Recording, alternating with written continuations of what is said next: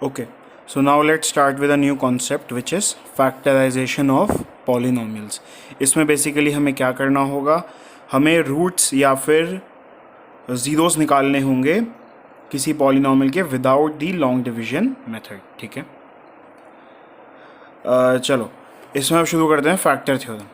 Factor theorem कहते हैं कि if px is any polynomial of degree 1, अगर px कोई भी पॉलिनॉमियल है डिग्री 1 या उससे ज़्यादा का, तो x माइनस एक फैक्टर है अगर pa 0 है. ये हमने पढ़ लिया, x माइनस ए को फैक्टर कहेंगे अगर pa 0 आ जाएगा, और pa अगर 0 आ गया तो x माइनस ए फैक्टर है. वही फैक्टर मल्टीपल वाले ही थ्योरी को बस घुमा दिया थोड़ा सा. ठीक है, फैक्टर थ्योरम क्या कहता है कि अगर x माइनस ए यूज़ करेंगे, पॉलिनॉमियल की वैल्यू निकालेंगे एट a, वो हम करते आए हैं. अगर वो 0 आ जाएगी तो x minus A is a factor, और अगर p ऑफ a 0 आया तो x minus A is a factor. ठीक है, एक ही बात है. इन अदर वर्ड्स, लेमैन भाषा में ये याद रखो कि x माइनस से फैक्टर होगा px का अगर रिमाइंडर pa 0 आ जाए. ठीक है, अभी तक हम यही करते आए हैं, चिंता मत करो. Question, show whether x plus two is a factor of this polynomial और नॉट. ठीक है, x प्लस टू हमने x माइनस ए के इक्वेट किया, x minus A is equal to X minus of minus two हो जाएगा. a की value आ गई -2, इसको मैंने माना px, इसमें डाल दिया -2, आंसर निकाला 0. तो yes, x plus two is a factor of px as p at a is equal to 0. Okay, अब फैक्टर्स निकालने हैं फैक्टर थ्योरम यूज करके. ठीक है, अब यहाँ थोड़ी सी गेम बदल जाएगी. हम क्या करेंगे, कोई भी हमें पॉलिनॉमियल दिया है, suppose x² plus 3x plus 2, और कहा गया फाइंड दी फैक्टर्स, चाहे 2 3 4 जितने भी हो, find the factors using factor theorem. ठीक है जी, हम क्या करेंगे, अब ये है क्वाड्रेटिक इक्वेशन. ठीक है, डिग्री है 2, तो इसके 2 रूट्स आएंगे. एक चीज़ ये साइड में नोट कर लीजिए, लीनियर के नंबर ऑफ रूट्स होंगे 1. ये फर्क नहीं पड़ता चाहे सेम हो अलग हो, आएंगे इतने. क्वाड्रेटिक के 2 होंगे, क्यूबिक के 3 होंगे. जितनी डिग्री उतने roots. Degree is equal to number of roots. ठीक है, ये बात याद रखना, बहुत अच्छा रूल है, बहुत इंपॉर्टेंट रूल है, आपको आगे हेल्प करेगा. ठीक है, अब x² प्लस 3x प्लस 2 को मैंने क्या किया, ये कह दिया कि उसके 2 रूट्स हैं a एंड b. अब a एंड b अगर रूट है तो फैक्टर हो गया x माइनस ए और x माइनस b. ठीक है, अगर a और b रूट्स हैं या जीरोस हैं तो फैक्टर हो गया x minus A and x minus B. तो मैंने कहा कि मेरा जो पॉलिनॉमियल है x² प्लस 3x प्लस 2 वो इक्वल है x minus A and x minus B के प्रोडक्ट के. ठीक है, 2 फैक्टर्स का प्रोडक्ट ही तो हमें एक बड़ा नंबर देता है. एग्जाम्पल 10 के 2 फैक्टर्स 2 इंटू 5, इन 2 फैक्टर्स का प्रोडक्ट ही तो बड़ा नंबर दे रहा है. ठीक है, तो 2 फैक्टर्स हैं x minus A and x minus B, उनका प्रोडक्ट मुझे पूरा पॉलिनॉमियल देगा. ठीक है, मैंने ये मान लिया. अब मुझे निकालना है a और b की वैल्यू. मैं क्या कहूंगा कि a इंटू बी, ये a और ये b, a into B is equal to ये वाला नंबर डिवाइड बाय x² का कोएफिशिएंट.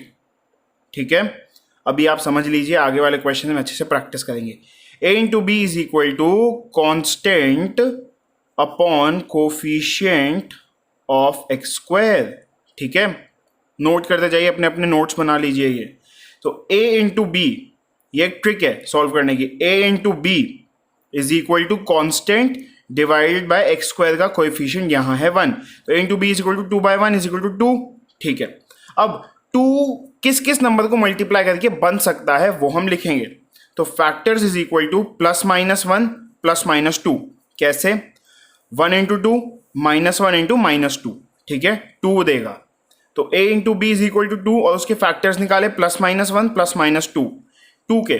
ठीक है, 2 के फैक्टर्स हो गए +-1 +-2.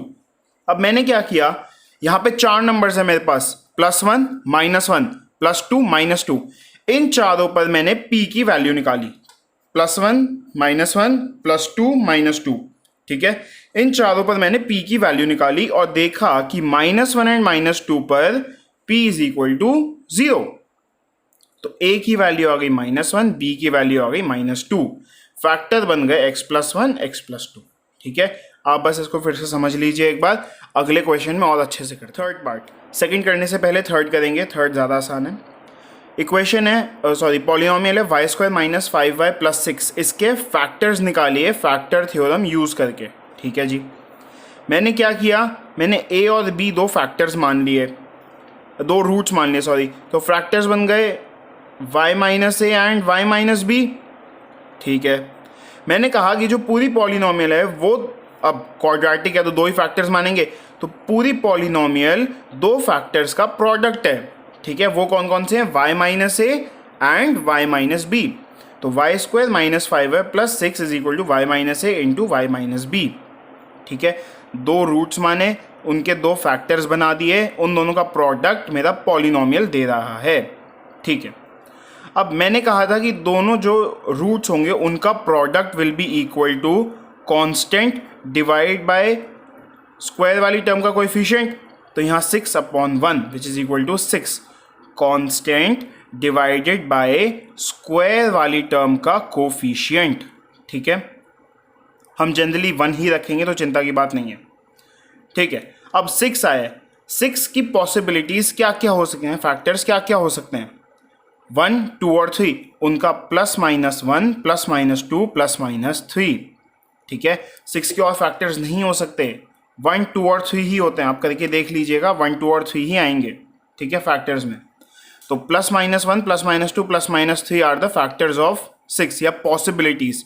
अब इन्हीं 6 नंबर में से, 6 नंबर हैं ये, इन्हीं 6 नंबर में से 2 नंबर इसके रूट्स हैं। ठीक है, अब हम चेक करेंगे। अब 6 के 6 नंबर हम हिट एंड ट्रायल से डालते रहेंगे पूरी पॉलिनोमियल में, और हमें पता चलेगा कि p +2 पर और p +3 पर 0 आता है। तो इसलिए हमने कह दिया कि a = 2 एंड b = 3। तो फैक्टर्स बन गए y - 2 एंड y - 3।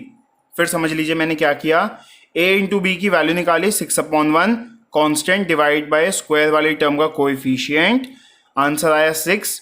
इसके फैक्टर्स 1, 2 या 3 होते हैं, मैंने कह दिया कि फैक्टर्स हैं +-1 +-2 +-3। तो 6 नंबर्स आ गए मेरे पास। ठीक है, उन 6 नंबर्स को एक एक करके मैंने अपनी पॉलिनोमियल में डाला।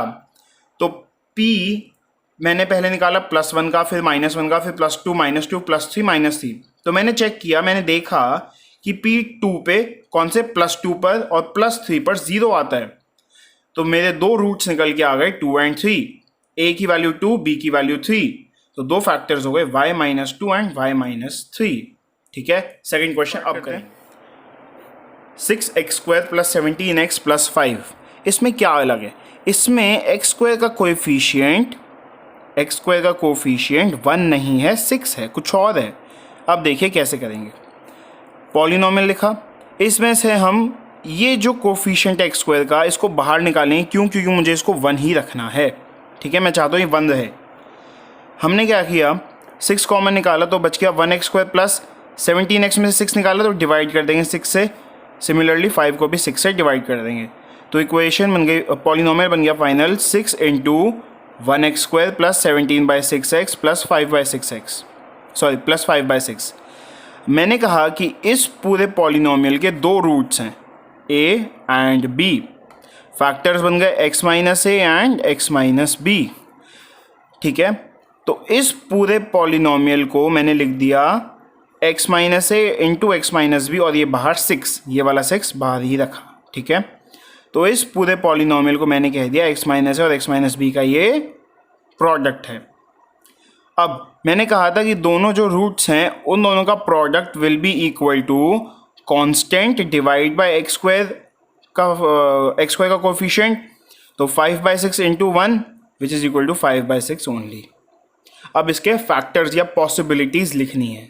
ठीक है, कैसे लिखेंगे, अब नीचे 6 है, 6 कैसे बनेगा 2 या 3 से, तो 1/2 1/3 प्लस माइनस का, ऊपर 5 है तो 5/3 5/2 +-1। ठीक है, ये सारे पॉसिबिलिटीज़ या फैक्टर्स बनेंगे। फिर हमने चेक किया तो हमें पता चला कि p -1/3 और p -5/2 पे 0 आता है। तो हमने कह दिया इसके दो फैक्टर्स हैं x plus 1/3 and x plus 5/2। ठीक है, दो फैक्टर्स लिखे x plus 1/3 and x plus 5/2।